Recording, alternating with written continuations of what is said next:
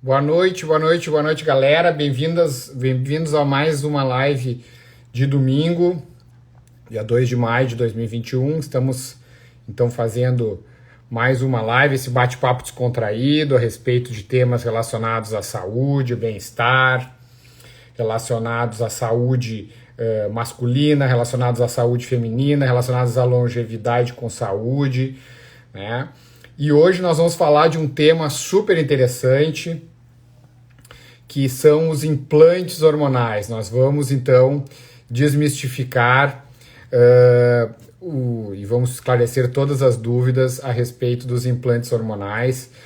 Esse tema que gera bastante dúvidas, principalmente pelo apelido que esses implantes nas mulheres receberam, que são chamados, né, de chips da beleza, e não é bem isso. Então a gente vai tentar esclarecer as dúvidas de todos vocês, sobre o que são implantes hormonais e o que nós devemos fazer para saber tudo a respeito disso, para não sermos ficarmos com dúvidas, enfim, a respeito dos implantes hormonais.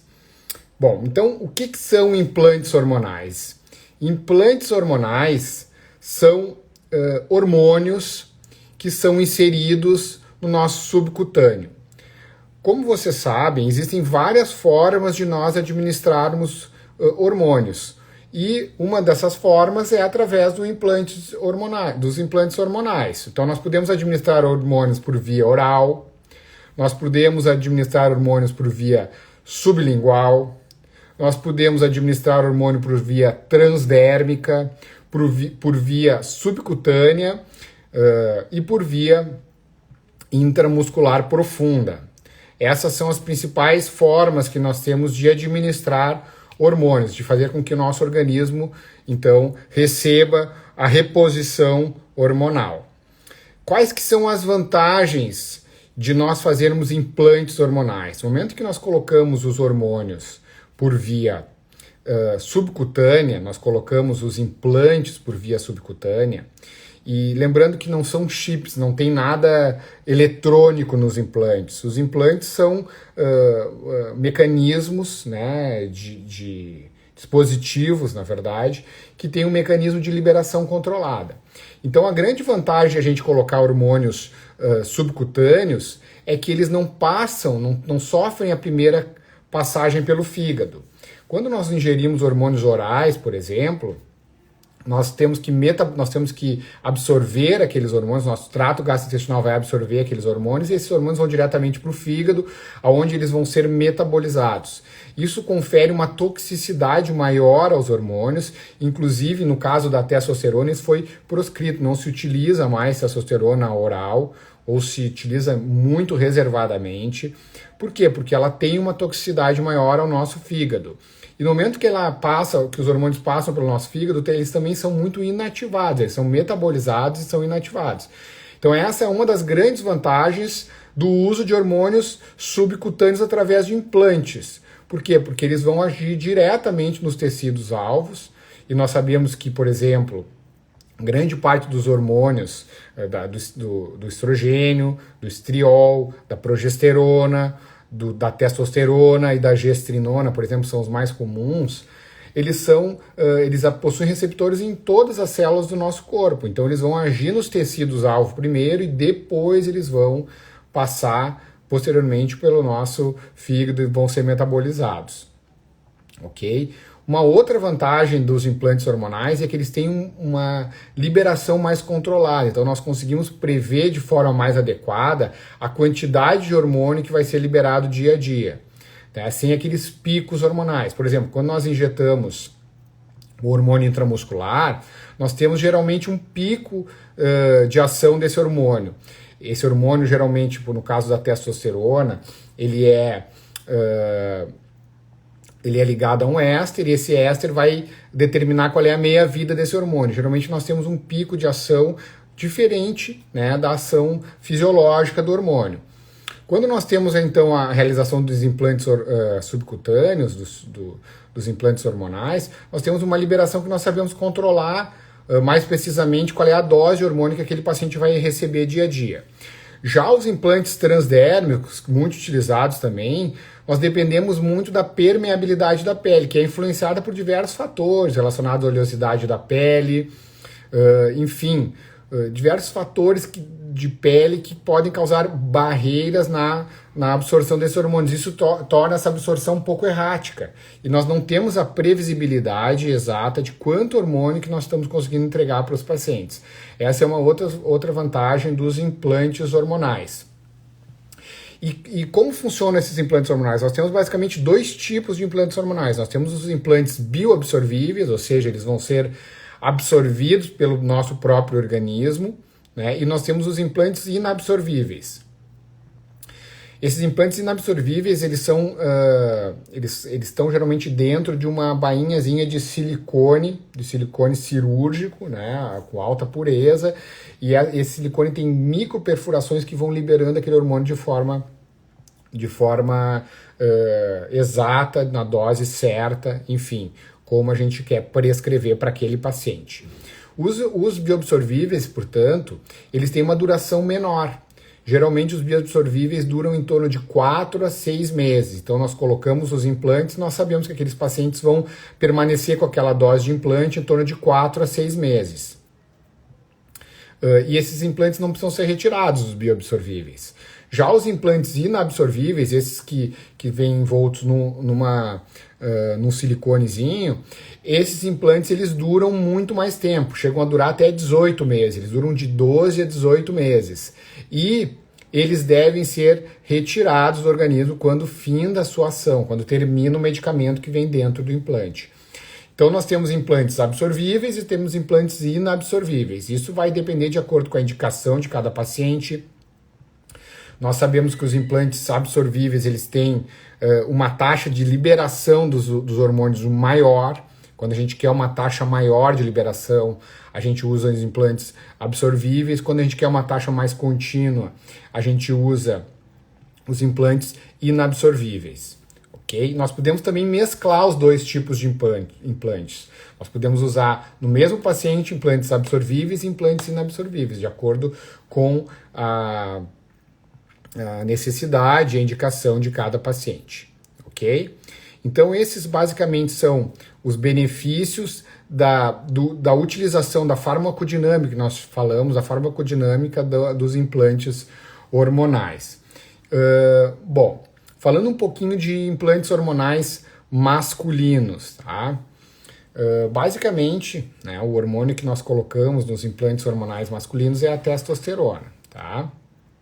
A testosterona, a gente sabe que os homens, após os 25 anos, começam a ter um declínio na sua produção de testosterona, lento e gradual, né?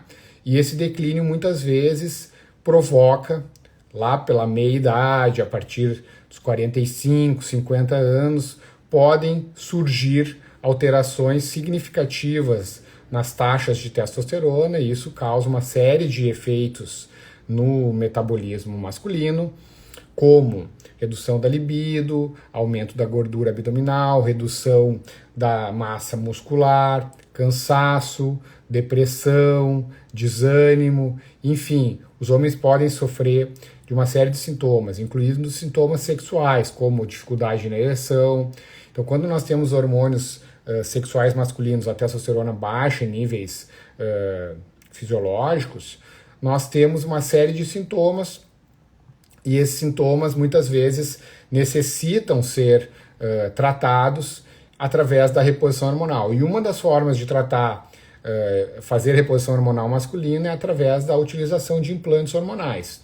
Nós podemos sim usar implantes hormonais em homens, isso confere uma facilidade posológica muito boa, né? E nós conseguimos controlar os níveis de testosterona masculina através da utilização dos implantes. Ok? Nós sabemos que, quando bem indicada, a reposição de testosterona é muito benéfica para o homem, porque ela causa, entre outros benefícios, um aumento da massa óssea, um aumento da massa muscular, um restabelecimento, na verdade, da massa muscular, um aumento da produção cognitiva, inclusive. Nós sabemos que, reduzindo a resistência à insulina, que muitas vezes está associado ao aumento da gordura visceral, nós conseguimos prevenir uma série de doenças cardiovasculares. Então, o paciente com hipogonadismo tem uma maior incidência de doenças cardiovasculares. Quando a gente repõe testosterona, nós conseguimos reverter uma série de fatores que são fatores de risco para doença cardiovascular.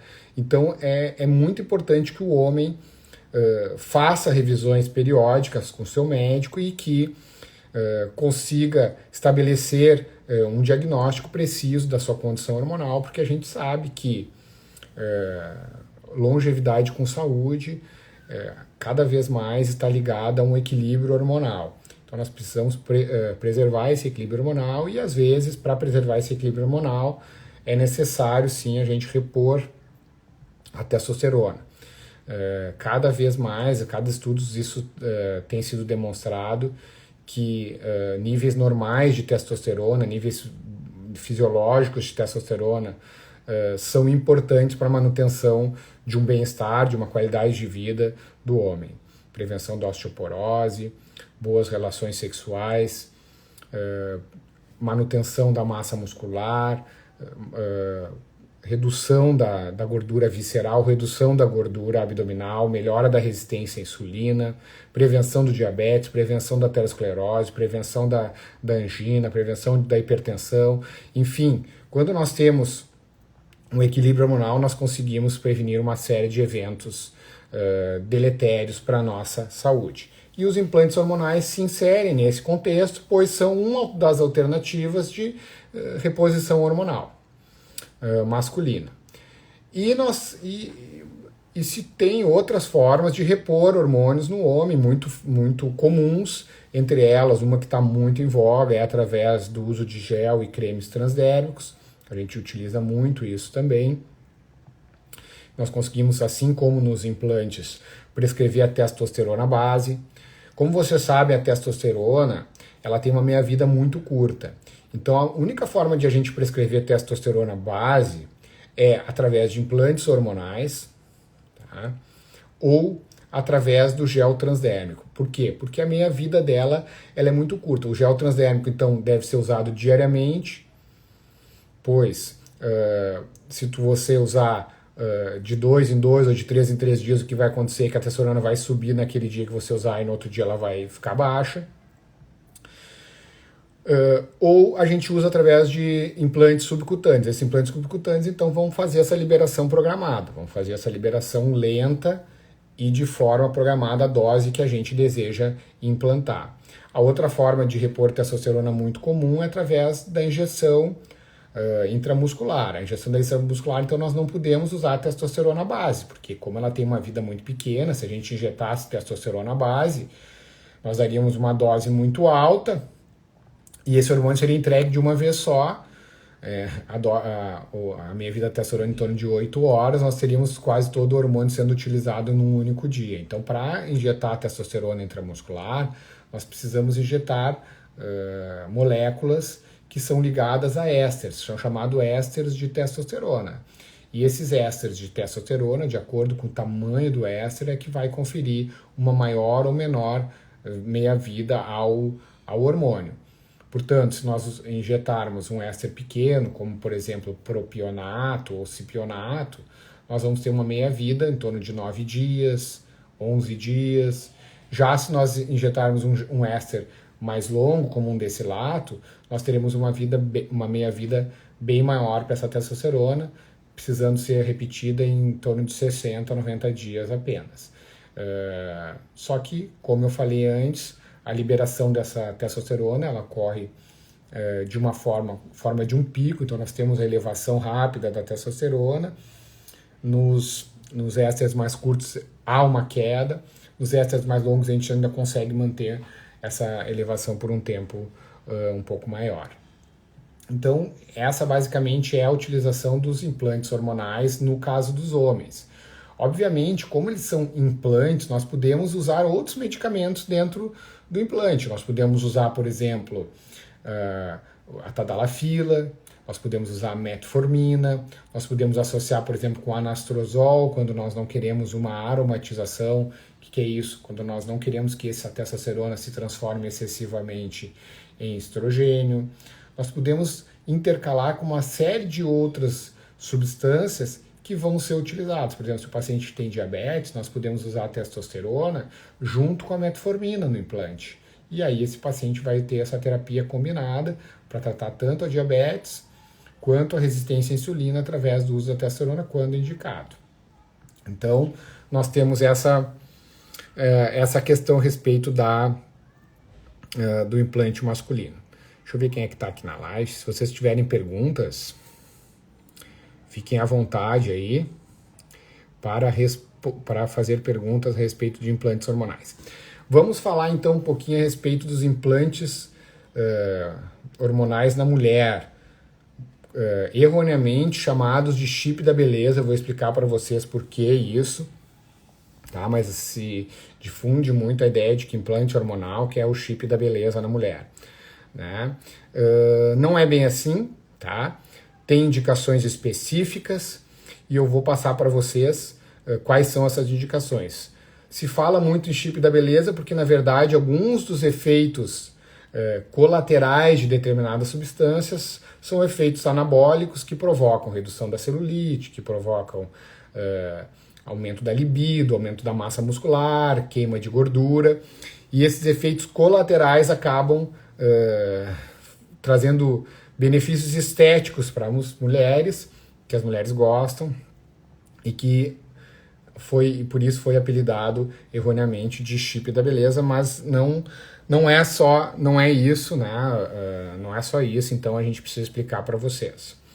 Bom, como nós sabemos, as mulheres possuem diversas peculiaridades durante a sua vida, seu amadurecimento, os ciclos menstruais, o climatério, que é aquele período que antecede a menopausa, e a menopausa, né?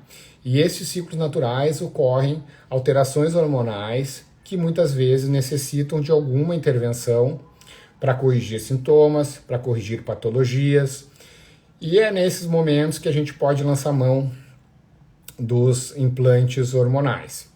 Então, nós sabemos que a mulher, por exemplo, pré-menopausa, né, as mulheres que ainda não entraram no climatério, na menopausa, eventualmente sofrem de patologias ginecológicas muito comuns, tais como a endometriose, tais como uma TPM muito violenta, aquela TPM que causa dores cólicas insuportáveis, muitas mulheres sofrem muito com isso, aquelas mulheres que sofrem com hemorragias muito violentas, que acabam causando anemia, que acabam causando alguns problemas. Então, nesses casos, nós temos a indicação clínica da utilização de um hormônio que é muito falado, que é muito conhecido, que se chama gestrinona. Tá? Esse hormônio ele é uma progestina, né? A gestrinona é uma progestina que tem alguns efeitos antiestrogênicos, e esses efeitos antiestrogênicos conferem a ela, em determinadas doses, né, o potencial de causar amenorreia, ou seja, de cessar a menstruação feminina, conferem a ela o potencial de anticoncepção. A gestrinona inicialmente foi estudada como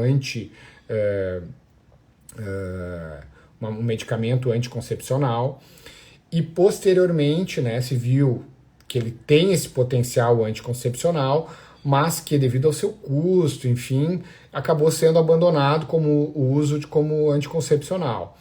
Mas ele tem, né, esse potencial, sim, anticoncepcional. Então ele é muito utilizado também para o tratamento, por exemplo, da endometriose. É considerado um dos melhores tratamentos da endometriose o uso da gestrinona. Aquelas pacientes também que têm sangramentos, que não conseguem controlar o sangramento, nós podemos também utilizar a gestrinona. Nós temos lá na nossa clínica a nossa ginecologista especialista em distúrbios hormonais, a doutora Bernadette, né? Então a gente discute esses casos todos com ela, encaminha para ela, e muitas vezes é necessário que a gente realize implantes hormonais. Tá aqui a doutora Bernadette, vou chamar ela vai falar de nona com a gente. Vamos ver se ela estiver por aqui, tiver a fim de participar da live. vai nos agregar muito aí a respeito dos implantes hormonais de gestrinona. Vamos ver se ela consegue conectar. Oi, Oi, Bena, Fernando. tudo bom? Te Tudo? incomodando de novo no domingo aí, hein? Não, não, eu até acabei de fazer uma live também, que eu estava falando sobre DSTs aí, mas muito, muito bom, porque sempre, qualquer live que eu faço, Fernando, o pessoal quer saber de hormônios, tá? Exato. Eu estava falando aqui, né, da utilização dos implantes. Eu já falei da utilização dos implantes nos homens, né?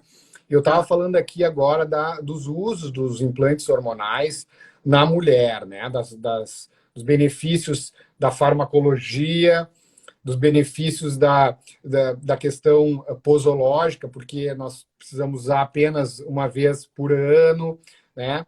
Eu estava comentando um pouquinho daquelas patologias que afligem, inicialmente estava comentando aquelas patologias que afligem as mulheres antes do climatério, antes mesmo da menopausa, Ô, e que tem Fernando, indicação da utilização de hormônios. Poderia quer, comentar um pouquinho para a gente sobre isso?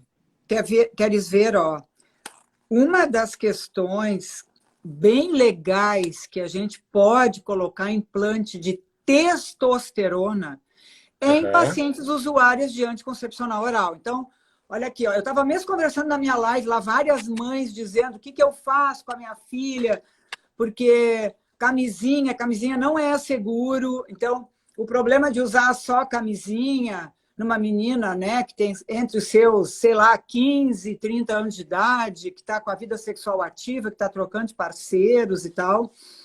Só que o problema é que essa menina está usando anticoncepcional, fica lá 10, 20 anos, às vezes 30 usando anticoncepcional, e os androgênios dessa paciente estão diminuídos. Isso lá na frente, a longo prazo, vai dar até problemas de osteopenia e osteoporose.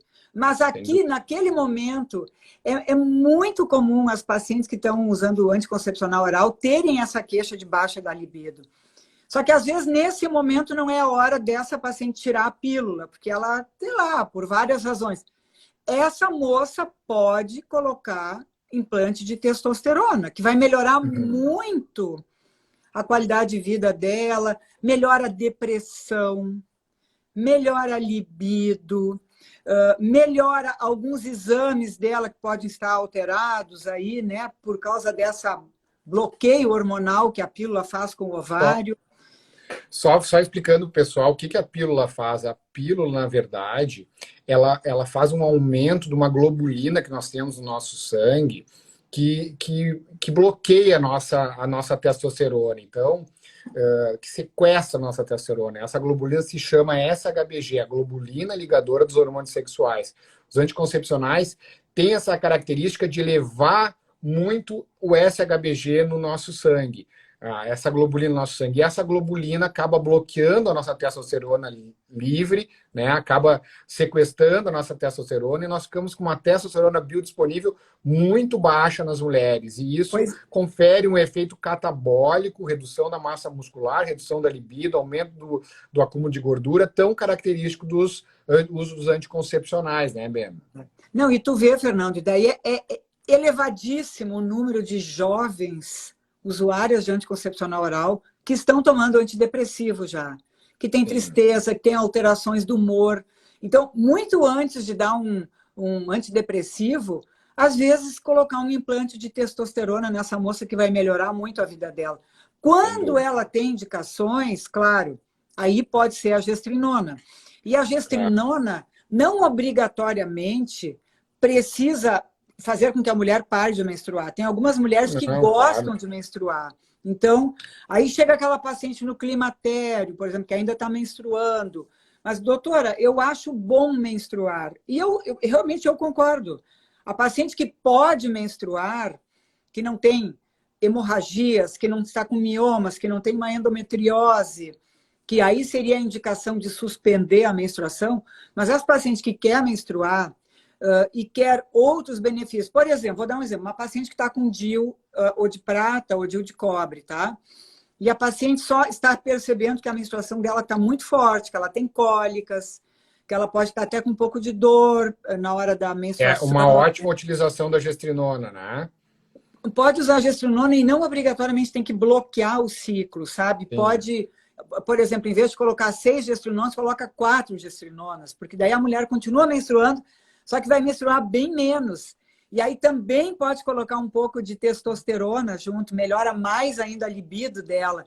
Então, o implante, ele nos dá essa enorme possibilidade de a gente poder adequar e ajustar a dose de hormônio para aquela mulher, para o que ela precisa naquele momento, né?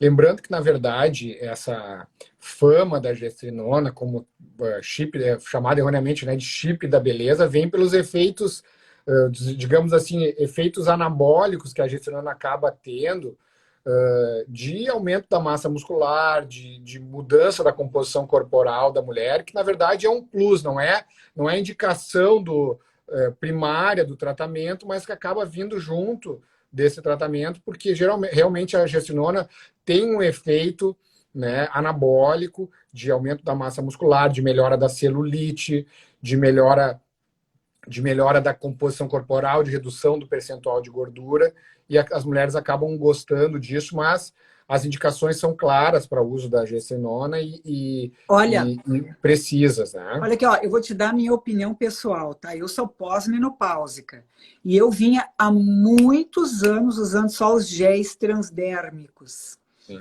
Aí decidi, olha, vou colocar, porque eu não tinha indicações, eu não tinha miomas, eu não tinha endometriose, eu não tinha indicações para colocar gestrinona. E aí eu decidi, então, na minha reposição, começar a usar a gestrinona.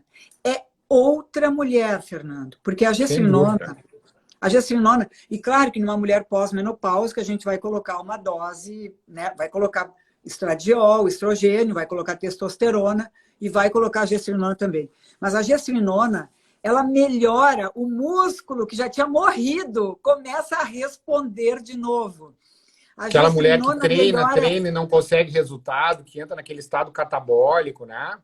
Olha aqui, ó, a gestrinona melhora a energia, parece que a gente se sente de novo, assim, espiritualmente mais jovem, porque é outra garra, é outra gana de novo, você acorda mais disposto, você fica durante o dia. Então, a gestrinona pode ser só aquela cereja do bolo, aquele tempero que a gente coloca junto nos outros implantes para dar esse upgrade, sabe? Que a mulher, principalmente a mulher pós-menopáusica, está precisando, sabe? Às vezes a gente está se arrastando e nem se dá conta, porque a menopausa é uma coisa que ela judia da mulher, sabe, Fernanda?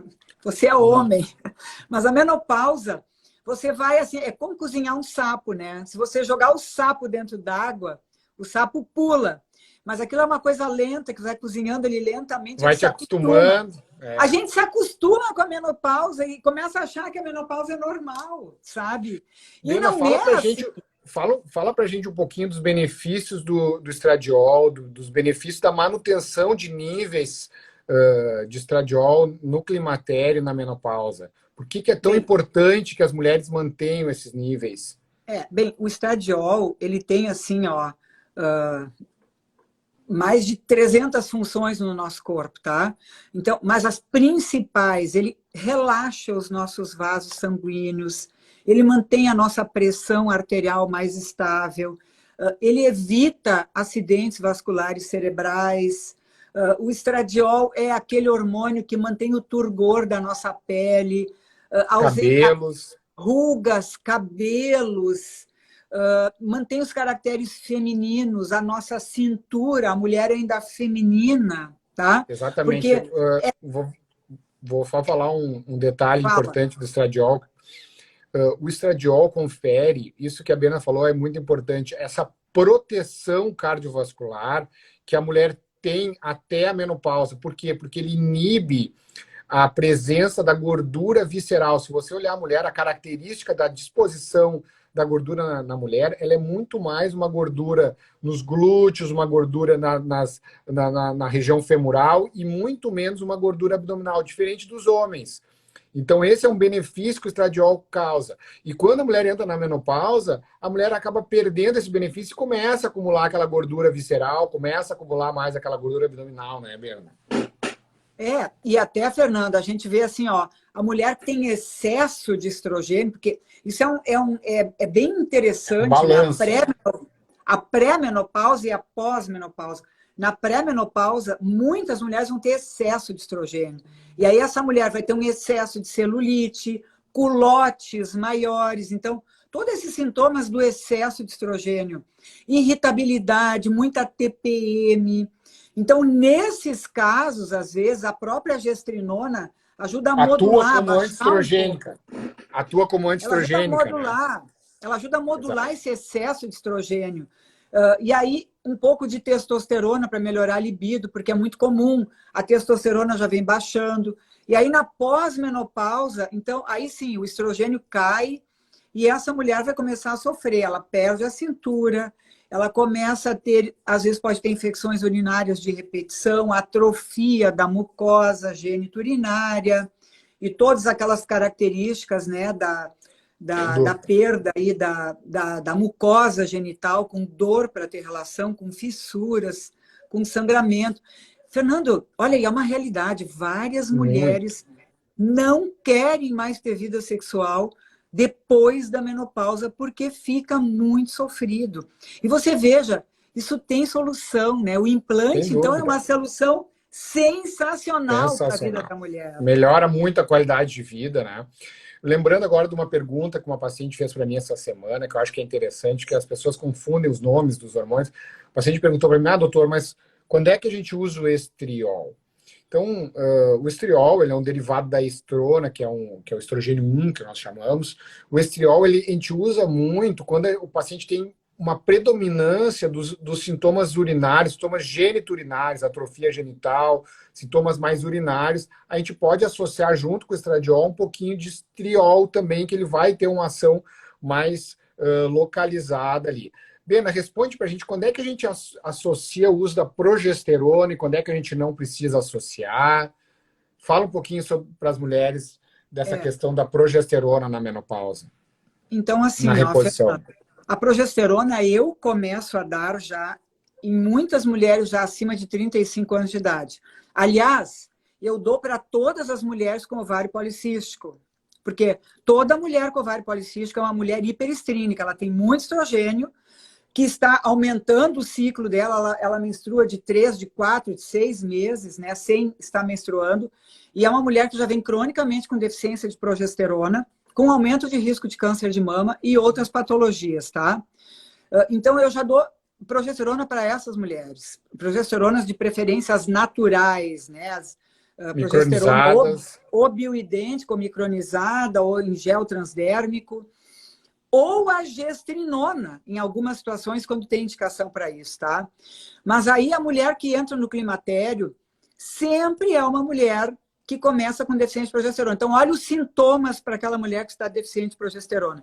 A paciente vem para nós e diz que está com aumento de TPM, deficiência de progesterona. A paciente vem para nós, eu pergunto, como é que é o seu ciclo menstrual? E a mulher diz assim, olha, o meu ciclo menstrual vem uma borrinha, daí eu sangro e tal. Então, essa borrinha que vem 1, 2 dias antes de você ter o sangue vivo, já é a deficiência de progesterona. Tá? Sabe outro sintoma muito característico, Berna? Sono. Começa a não dormir bem. Começa a não dormir bem. E principalmente nesse período da TPM, né? Porque a mulher fica uma pilha, né? Enxaqueca, mas a enxaqueca é pelo excesso de estrogênio, né? Então, isso é outra indicação para o uso do implante da gestrinona. A mulher que tem enxaqueca, a mulher deprimida. Então, a gestrinona, como ela vai baixar esse estrogênio, ela está justamente modulando e vai diminuir a enxaqueca dessa mulher, tá? Porque essa mulher cronicamente com enxaqueca que fez de tudo, às vezes ela bota o implante de gestrinona, resolve o problema da enxaqueca crônica dela.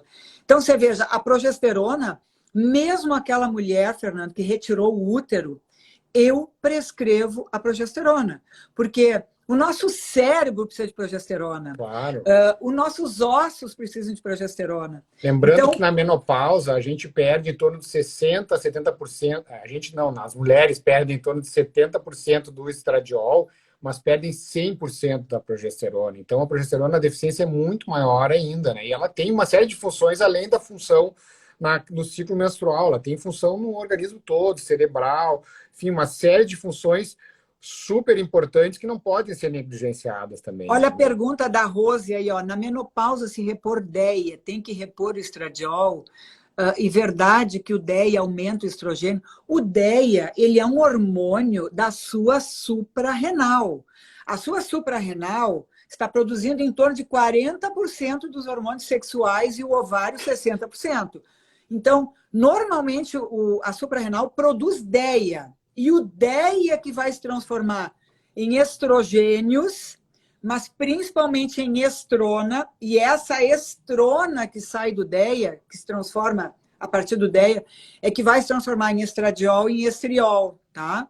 Então, e o DEA também vai aumentar a quantidade de testosterona.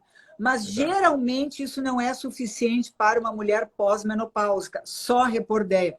Se eu der muito DEA para essa mulher, querendo que ele aumente estriol e testosterona e tal, para não precisar dar os outros hormônios, essa mulher vai começar com espinhas, com queda de cabelo. Então, o segredo, Fernando, é o equilíbrio. Claro. É, ó, colocar na bala um pouquinho, uma pitadinha de cada hormônio. Eu ia falar dos efeitos colaterais agora, e eu ia dizer exatamente isso.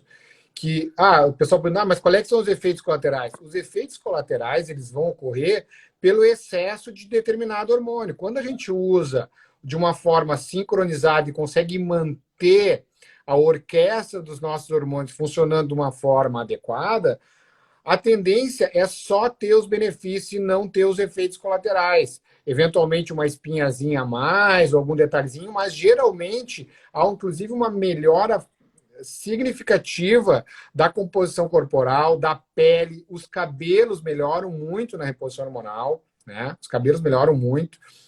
Enfim, os benefícios suplantam em muitos eventuais efeitos colaterais que são raríssimos, que são raros, né? Quando nós utilizamos de forma consciente apenas restabelecer, né, o equilíbrio dos nossos hormônios, né, Berna?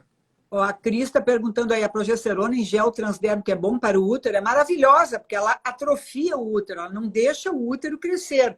Mas ela é boa também e imprescindível para prevenir câncer de mama. Ela é boa para a sua mama, ela é boa para os seus ossos, ela é boa para o funcionamento do seu cérebro. A progesterona ajuda a manter níveis glicêmicos para aquelas mulheres que têm hiperglicemia, que estão com a glicose muito alta. Então, a progesterona ela é muito importante para o nosso corpo, para manter a paz, a tranquilidade. A progesterona é diurética.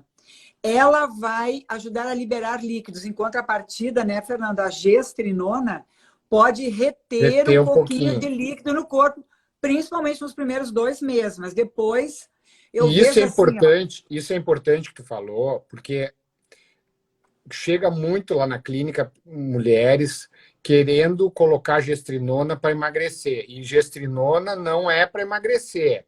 A gestrinona melhora a composição corporal, melhora a massa muscular, reduz o percentual de gordura, desde que a mulher tenha uma rotina boa nutricional e uma rotina boa de atividade física, não fique nesse sedentarismo. Não pode se achar que o hormônio é a solução para todos os problemas, para levar uma vida desregrada, porque não é assim, aí não vai conseguir o objetivo. O que o hormônio, que a gestrinona vai fazer é aquelas mulheres que levam uma vida regrada, que levam uma alimentação saudável e que não conseguem, muitas vezes, ter uma melhora, que não progridem muitas vezes, a gestrinona vai entregar esse resultado, mas ela não vai fazer uma pessoa que está acima do peso, com obesidade visceral, emagrecer. Não é esse o objetivo do uso da gestrinona. Então aqui tem uma moça perguntando aí, cistos e nódulos no seio, 51 anos, é devido à falta de qual hormônio? É um desequilíbrio, é um excesso de estrogênio e uma deficiência de progesterona. Nesse caso, até é bem interessante usar a gestrinona, porque como a gestrinona é um antiestrogênico, você vai estar prevenindo a proliferação na mama. Porque cistos e nódulos na mama é uma hiperatividade nessa mama. Tem muita proliferação nessa mama. Então, a gente tem que modular tudo isso. Exatamente. Fogacho intenso, qual o caminho? vem consultar conosco lá na Clínica Burman e Bastos. Para resolver esse problema. Né? Caminho é Carlos Gomes 700, sala 607. Isso aí. E assim, mas a gente está brincando, né, Fernando? Mas é impressionante o que a gente pode ajudar. E tem muitas coisas, Fernando. Assim, ó, eu estou todos os dias aí, colocando implantes, fazendo reposição com transdérmicos e ajudando mulheres. Então, tem uma mulher, por exemplo, que começa uma reposição hormonal e daqui a pouco ela emagreceu 10 quilos ao mesmo tempo. Daí ela começa, estou me sentindo mal, estou com tristeza nesse momento, estou com isso, estou com aquilo. Tem muitas coisas relacionadas, às vezes, a um emagrecimento muito rápido. A pessoa pode liberar toxinas que estão acumuladas na gordura do corpo, e aí a gente começa a achar que é o hormônio, ou que são os suplementos que a gente começou a utilizar, e não é. Então, por isso que é importante você consultar, fazer todo um acompanhamento, você ter todo o entendimento do que está acontecendo, né? Para Helena, que... vou aproveitar um pouquinho mais do teu conhecimento a respeito dos distúrbios hormonais femininos. No homem, nós já sabemos que a reposição de testosterona, ela não causa câncer de próstata, ela não causa nenhum tipo de câncer, desde que seja feita adequadamente, né? E que existem estudos, inclusive, que níveis baixos de pacientes com hipogonadismo tendem a ter níveis maiores, uma chance maior ainda de ter câncer. A reposição feminina, isso é outra coisa que eu já estudei muito e que é uma questão que já caiu por terra, né? Inclusive tem um livro muito interessante, chama Estrogen Matters, que comprova que, na verdade, os estudos que linkaram a reposição hormonal com o surgimento de neoplasias, de mama, enfim, foram estudos realizados com hormônios sintéticos e não com hormônios bioidênticos, como nós chamamos, né? Então, fala um pouquinho para a gente sobre isso, sobre essa desmistificação de que reposição hormonal feminina causa câncer. Eu gosto de dizer o seguinte para as mulheres, né? Se hormônios naturais causassem câncer, toda paciente que teve câncer e a partir daí ela está querendo que não tenha mais um câncer, estão tentando prevenir o câncer, teriam que castrar 100% dessas mulheres, tá? Porque se os seus hormônios estão causando câncer, você vai ter que parar com seus hormônios, você vai ter que ser castrada, né? Retirar o ovário, por exemplo, tá? E qual é a época da vida que a gente tem mais hormônio, né? A época da vida que a gente mais tem hormônio é na adolescência, e na adolescência a gente não tem câncer. Mas o que acontece, Fernando? Por que você tem o câncer? Porque vamos tirar fora aqueles 5% de casos em que você tem genes BRCA1, BRCA2 ou outros genes diretamente relacionados a câncer, tá? Que é o câncer genético. Esse você tem o gene e ao longo da vida você tem uma chance altíssima de ativar este gene. Vamos ficar com os casos da epigenética. Você tem hormônios e é o desequilíbrio dos seus hormônios que vai evoluir para câncer. Você é uma mulher hiperestrínica, você tem muito estrogênio e pouca progesterona. Então, você tem um ovário policístico, você pode estar com uma endometriose, você tem sinais de cistos nas mamas, nódulos nas mamas, você pode ter miomas, você pode ter adenomiose. São avisos que o corpo está dando que você está com um profundo desequilíbrio entre seus hormônios. Então, se você pudesse regular esse desequilíbrio, possivelmente você não iria ter um câncer lá na frente. Outra coisa importante, Fernando, peso, o controle do peso. O pior que você pode fazer para o seu corpo ter câncer, principalmente os cânceres hormonais ginecológicos, câncer de mama, câncer de ovário, câncer de endométrio, é você ter um excesso de peso, tá? Por quê? Porque você vai estar produzindo muito hormônio que pode aumentar o seu risco de câncer de mama, de câncer de endométrio. E vai estar produzindo muita inflamação subclínica, que é a origem de uma série de cânceres no nosso corpo todo e é a origem de várias doenças crônicas, né? Então, quando nós estamos com obesidade, quando nós estamos com obesidade, nós convertemos as nossas células de gordura, os nossos adipócitos, eles produzem enzimas que convertem os nossos hormônios em outros hormônios, em excesso. E essa conversão provoca uma inflamação subclínica e provoca um desequilíbrio hormonal. E isso, sim, pode causar o surgimento de determinados tipos de câncer, né, Berna? Claro, então, eu sempre digo para as mulheres assim, ó, você não tem que ter medo de hormônio, senão você tem que ter medo de si mesma, porque você está produzindo hormônio o tempo inteiro. Você tem que ter medo da obesidade, de uma dieta com xenoestrogênios, isso é outro problema seríssimo para câncer, tá, Fernando? Então, se a gente pudesse diminuir a ingesta de xenoestrogênios, se a gente pudesse manter um peso adequado, fazer atividade física, poxa vida, você está protegendo o seu corpo contra câncer no momento que você faz uma modulação hormonal, não deixando que alguns hormônios estejam predominantes, que você vai equilibrar, né? Falar um Esse pouquinho desequilíbrio. Falar para o pessoal o que é os xenoestrogênios, né? Tá. São aqueles estrogênios que nós acabamos ingerindo de forma exógena, né?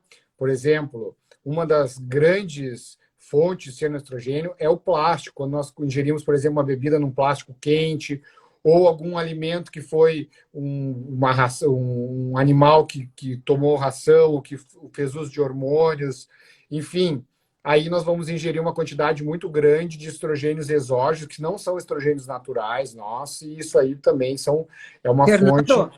Fernando, olha aqui, ó, o gado, o frango está cheio de xenoestrogênios, porque os agrotóxicos usados lá na plantação dos cereais que eles dão para esses animais se alimentarem, do milho para a galinha, da ração para o gado, todos esses animais são alimentados. São cereais cheios de agrotóxicos, e esses agrotóxicos têm produtos chamados xenoestrogênios. Então, aquela mulher que é super carnívora, que está usando, não é que a carne causa câncer. O que vai causar câncer é essa contaminação dos xenoestrogênios sobre esse tipo de mulher, né? Que está alimentando... Aquela carnezinha cheia de marmoreio que a gente paga mais caro, que é uma delícia, essa carne muitas vezes foi feita com gado confinado que recebeu essa alimentação externa. Diferente daquela carne, por exemplo, daquele gado que foi criado no pasto, que nós chamamos de feed grass, que é aquele gado que foi alimentado com grama, muitas vezes esse gado não tem uma carne tão suculenta, com tanto marmoreio, com tanto teor de gordura, mas ao mesmo tempo ela é livre de uma série de xenoestrogênios, né? Ela está perguntando aí a Sandra, os parabenos também podem estimular os receptores de estrogênio no nosso corpo, estimulando, né, aumentando essa quantidade de estrogênios no nosso corpo. Então, está muito complicado, sabe? E aí as mulheres começam a entrar num círculo vicioso, aumentar de peso. Aí chega a menopausa, o climatério, que a mulher já começa a aumentar de peso, chega a menopausa, e é aí, nesse momento, que nós temos a maior incidência de câncer de mama nas mulheres. E não é pelo excesso de hormônios, mas sim por esse enorme desequilíbrio, uma prevalência de estrogênios que prolifera a mama, e uma deficiência da progesterona que seria protetor para a mama. E aí esse excesso de alimentos, excesso de estrogênios exógenos e falta de atividade física, às vezes, né? E daí por diante. Então, temos que repensar, né, nossa vida. Sem dúvida. Então, eu acho que ficou bem explicado, acho que foi a gente tentou falar em menos de uma hora aqui, uma série de assuntos relacionados às características dos implantes hormonais, aos benefícios de uma reposição hormonal quando bem indicada. Eu queria te agradecer muito, Bernadette, mais uma vez a tua participação, que enriquece muito o nosso bate-papo aqui. Tu, além de transmitir um conhecimento incrível, fala de uma forma simples, de uma forma que as pessoas conseguem entender.